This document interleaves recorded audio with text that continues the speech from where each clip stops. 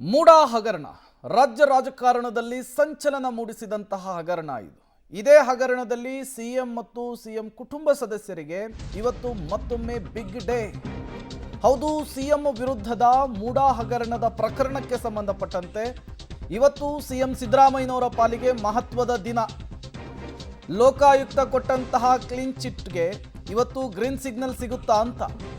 ಲೋಕಾಯುಕ್ತದ B report ಕುರಿತು ಇವತ್ತು ತೀರ್ಪು ಪ್ರಕಟವಾಗುತ್ತೆ. ವಾದ ಪ್ರತಿವಾದವನ್ನು ಆಲಿಸಿ ನ್ಯಾಯಾಲಯ ಆದೇಶವನ್ನು ಕಾಯ್ದಿರಿಸಿದೆ.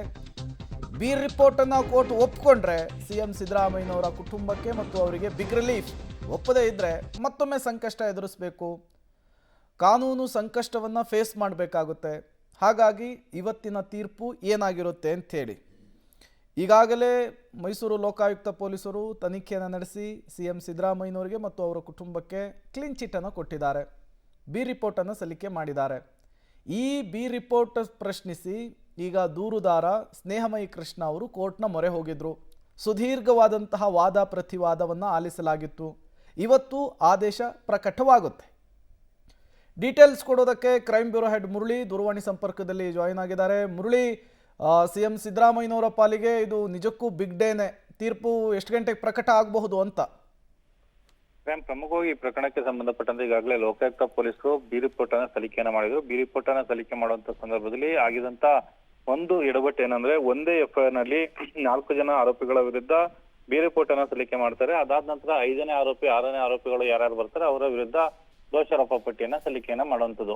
ಅಂದ್ರೆ ಒಂದೇ ಎಫ್ಐಆರ್ ನಲ್ಲಿ ಚಾರ್ಜ್ ಶೀಟ್ ಅಲ್ಲಿ ಬಂದ ಸಂದರ್ಭದಲ್ಲಿ ಕೈ ಬಿಡುವಂತದ್ದು ಪ್ರತ್ಯೇಕವಾದ ವಿಚಾರ. ಅದರಲ್ಲಿ ನಾವು ಪ್ರತ್ಯೇಕವಾಗಿ ಆರೋಪಿಗಳಿಗೇನೆ ದೋಷಾರೋಪ ಪಟ್ಟಿ ಮತ್ತು ಬಿ ರಿಪೋರ್ಟ್ ಎರಡನ್ನೂ ಕೂಡ ಸಲ್ಲಿಕೆ ಮಾಡಿರೋ ಹಿನ್ನೆಲೆಯಲ್ಲಿ ಈಗ ಅದನ್ನ ಚಾಲೆಂಜ್ ಮಾಡಿ ಸ್ನೇಹಮಯಿ ಕೃಷ್ಣ, ದೂರುದಾರ ಸ್ನೇಹಮಯಿ ಕೃಷ್ಣ ಏನಿದ್ರು ಅವರು ಕೋರ್ಟ್ ಅಲ್ಲಿ ಬಿ ರಿಪೋರ್ಟ್ ಅನ್ನ ಚಾಲೆಂಜ್ ಅನ್ನ ಮಾಡಿದ್ರು. ಅದಕ್ಕೆ ಸಂಬಂಧಪಟ್ಟಂತೆ ವಾದ ಪ್ರತಿವಾದ ಕೂಡ ಆಗಿದೆ. ವಾದ ಪ್ರತಿವಾದ ಆದ ಬಳಿಕ ಇವತ್ತು ಡೇಟ್ ಇತ್ತು, ಅಂದ್ರೆ ಆದೇಶವನ್ನ ಕಾಯ್ದಿರಿಸಿದ್ರು. ಇವತ್ತು ಸಂಜೆ 4 ಗಂಟೆಗೆ ಆದೇಶವನ್ನ ಕೊಡ್ತೀನಿ ಅನ್ನೋದಾಗಿ ಈಗಾಗಲೇ ನ್ಯಾಯಾಲಯ ಹೇಳಿರುವಂತದ್ದು. ಸಂಜೆ 4 ಗಂಟೆಗೆ ಆದೇಶ ಹೊರಬೀಳ್ತಾ ಇದೆ. ಆ ರೀತಿ ಏನಾದ್ರು ಆದೇಶ ಹೊರಬಿದ್ದ ಬಳಿಕ ಯಾರಿಗೆ ಸಿಹಿ ಯಾರಿಗೆ ಕಹಿ ಅನ್ನೋದ್ರ ಬಗ್ಗೆ ಸಾಕಷ್ಟು ಕುತೂಹಲವನ್ನು ಮೂಡಿಸಿರುವಂತದ್ದು. ಯಾಕಂದ್ರೆ ಬಿ ರಿಪೋರ್ಟ್ ಏನಾದ್ರು ಸ್ವೀಕೃತಗೊಂಡ್ರೆ ಸಿಎಂ ಮತ್ತು ಸಿಎಂ ಕುಟುಂಬಸ್ಥರು ಏನಿದ್ರು ಅವರಿಗೆ ಬಿಗ್ ರಿಲೀಫ್ ಸಿಗುತ್ತೆ ಮತ್ತು ಯಾವುದೇ ರೀತಿಯ ಕಾಗ್ನಿಜೆನ್ಸ್ ಆಗ್ಲಿ ಅಥವಾ ಪ್ರೊಸೀಡ್ ಆಫ್ ಕ್ರೈಮ್ ಅಂತ ಏನ್ ಹೇಳ್ತೀವಿ ಅದು ಯಾವ್ದು ಕೂಡ ಈಗ ಉಳಿದುಕೊಳ್ಳೋದಿಲ್ಲ.